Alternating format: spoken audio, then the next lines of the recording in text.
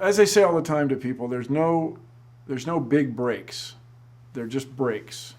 Ross Schaefer, the host of the comedy show, which was called Almost Live, a better name than 3 hours old, as we say,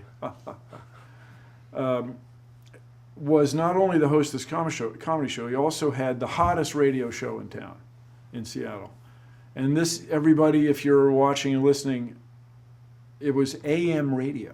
AM radio, a music format, the way you would have now an FM station, the way you would have dating ourselves here would be K-Rock or Amp Radio or one of these things, or KISS FM.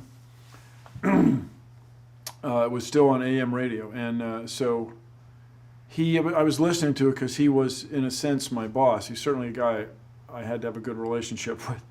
So I was listening to his radio show, and somebody called in, and it had to do with the movie Back to the Future. And the answer was this and that, and Ross said such and such, so many gigawatts. So I called him on the air, and they knew who I was, and they let me in, and so it let me through. And I said, Ross, you can say gigawatts, but we prefer gigawatts. And what are you, the science? And yeah. So I ended up calling every day. And then in a writer's meeting, just it was a month and a half later, 6 weeks later, we needed some material. Now, if I can, just for you people of a certain age, you may remember Rita Jenrette. Now, Rita Jenrette was notorious for having had sex on the steps of the U.S. Capitol building. But here's the crazy part. I mean, sex on the Capitol, it's crazy, but it was with her husband. Of all people. Wow, that is out there. That is nutty. So anyway, she had written a book, and she didn't show up. This is in the days when people would actually go from city to city with their books.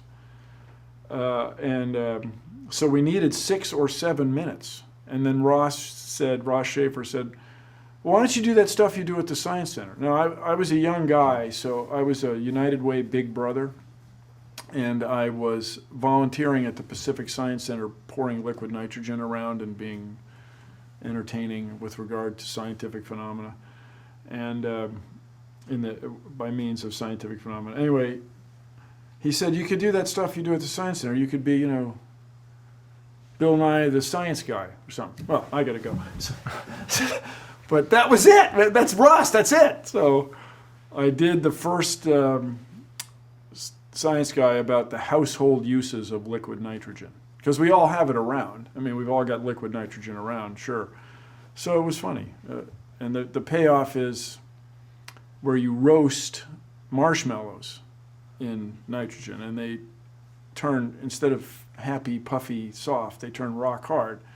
And when you chew them, with a little practice, you can get steam to come out of your nose. Really, like this, like down here, more than 30 centimeters, a foot of steam. And it's funny. It works very well with graham crackers. They're porous. But marshmallows are just a funnier object. A marshmallow is a funny thing to turn rock hard.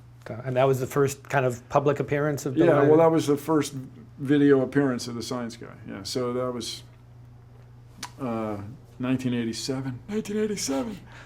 What was their instant response to it too? So you knew this is something. What was the response? Yeah. Oh, it was really good.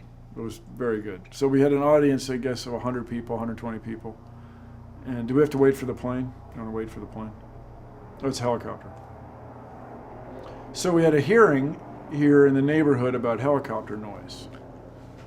And I didn't go because it doesn't bother me that much. I think helicopters are cool.